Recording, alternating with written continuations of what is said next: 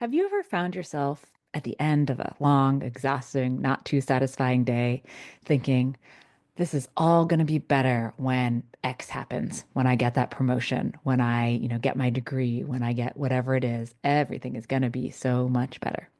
If you have thought that, then you might be falling prey to something that I think about a lot, but I don't think we talk about enough. And this is that we tend to undervalue day-to-day experience and overvalue the end goal.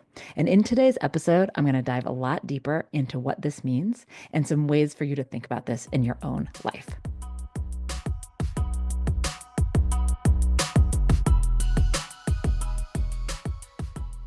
Welcome to the Do More, Stress Less podcast. I'm your host, Alexis Hasselberger, a time management and productivity coach.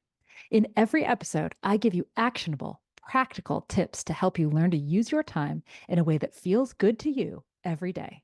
No more hustling, scrambling, or struggling to keep your head above water. So let's dive in, and soon enough, you'll be doing more and stressing less.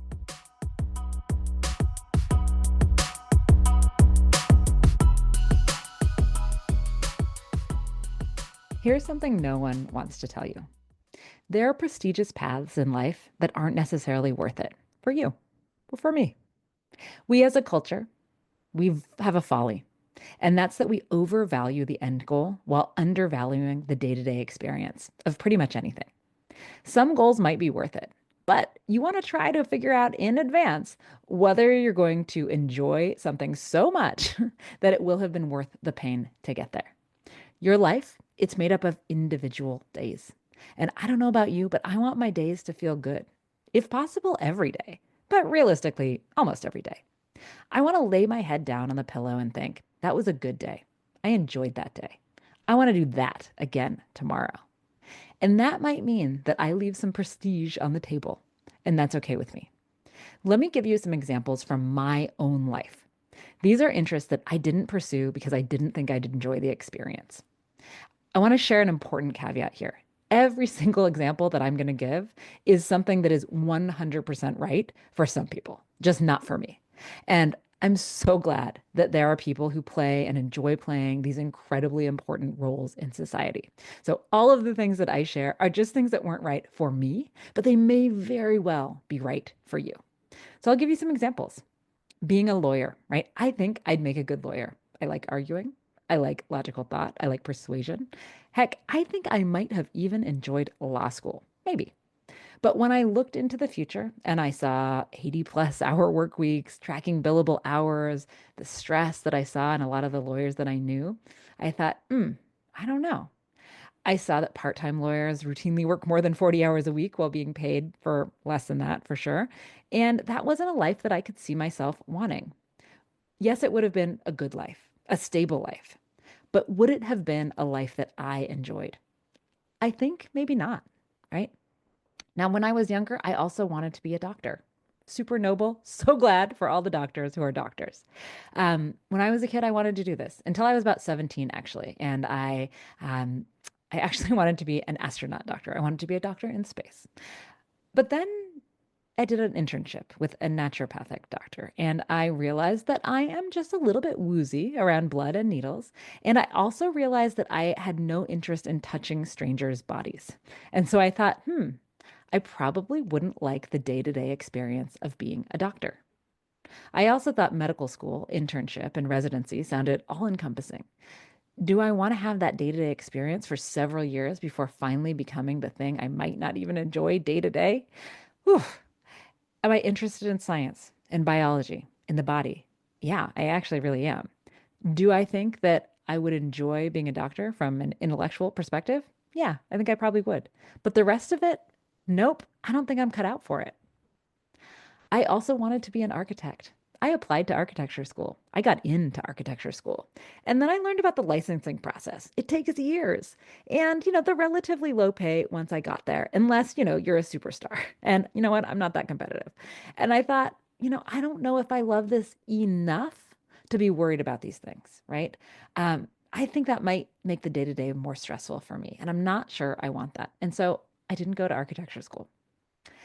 Now, I also wanted to be a chef. I love cooking. It's one of my favorite things I get to do every single day. It's my favorite daily activity.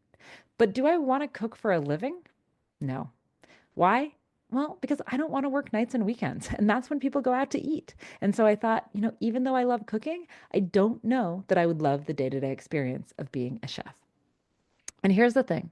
Had I done any of these things, I likely wouldn't be doing this right now. And the day to day experience of this job that I've created for myself, of this life that I get to live every day, well, to me, that's worth way more than any title, any prestige, or the years of toil that they would have taken. Now, I want to reiterate that all of their careers I mentioned are very valuable and they are the right fit for a whole lot of people, my friends, my family, my favorite clients included. And I hope that the people in them enjoy both the day to day experience and the day to day experience that it took to get them there. I hope that they wouldn't have made that choice otherwise. You may have an entirely different list of things that would have been good to do, that sounded great on paper, but that you wouldn't really enjoy the experience of. We're all different. My goal here is to invite you to think about your day to day experience right now, in whatever job, in whatever situation you're in. Do you enjoy the day to day experience? Do you feel good at the end of the day, most days? If not, what would you want to change about it? And what's one small step that you could make towards making that change? Look, do I love every single aspect of every day of my life? Of course not. We've all got drudgery, stuff that we have to do, but we don't want to do.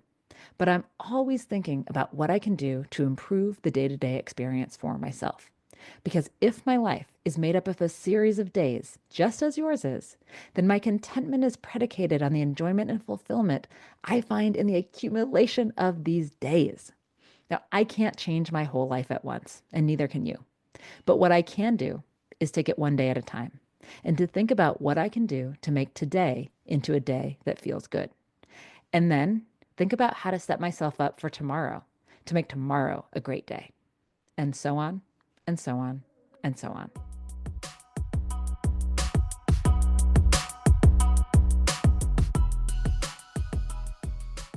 And that's a wrap on today's episode of the Do More, Stress Less podcast. If you found today's episode helpful, please share it with somebody who could use a little less stress in their life. And make sure you subscribe so you never miss an episode. And if you're excited to take action or you need a little extra support, check out the free resources available on my website or schedule a free consultation call with me. You can do both of these at alexishasselberger.com. See you next time.